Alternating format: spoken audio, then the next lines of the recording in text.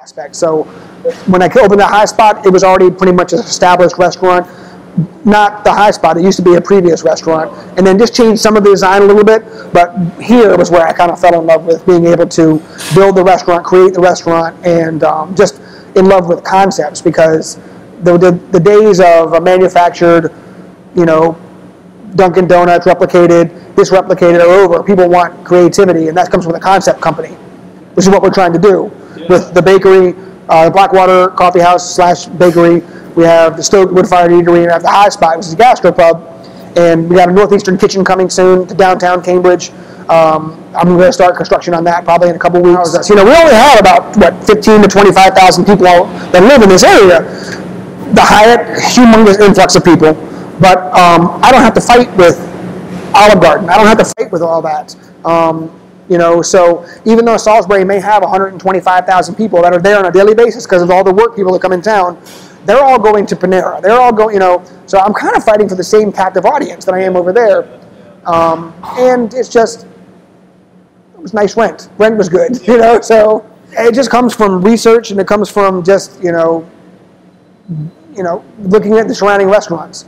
The surrounding restaurants were primarily Eastern Shore, you know, might have a steak, might have a fish, crab cake.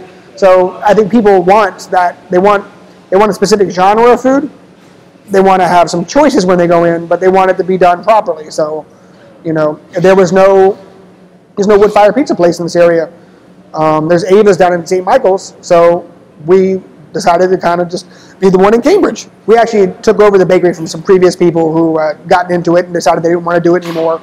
I can bake with the best of them. I'm not the biggest bacon fan in the world, but you know, it works well for my restaurants because now I can commissary out all my breads, all of my baked pastries. You know, everybody knows that everything is made in-house. So when they get that loaf of bread and they have that panini that has the honey wheat or bread that's made, or we do a raw wheat bread where we take the spent grain from the brewery in town.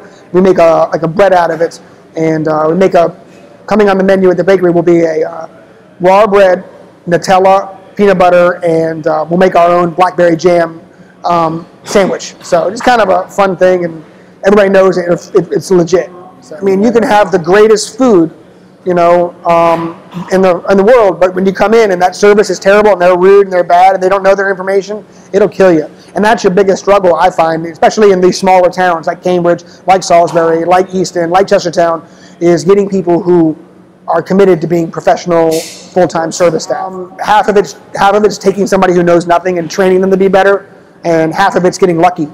You know, no matter whether we're full-staffed or understaffed, we're always hiring for good service staff, good cooks. You know, hopefully have a minimum of 5 locations in this area before outstretching into Salisbury, outstretching into Easton. Chestertown would be great. I still think a High Spot in that road would be just killer. We try our best to do it on our own. Me and my partner, for this one, we had a couple of investors come in, and for the next ones, we're going to try to do everything by ourselves. I try to do it by myself. If I can't afford to do it, then I shouldn't be doing it. You know, so. But I think the key after getting Cambridge locked solid and taken care of is finding locations that you can change around for $25,000, $35,000 and not spending tons of money. So take an existing restaurant that somebody was just done with it, taking that over and then moving that into a new concept. Patrick's Northeastern Kitchen.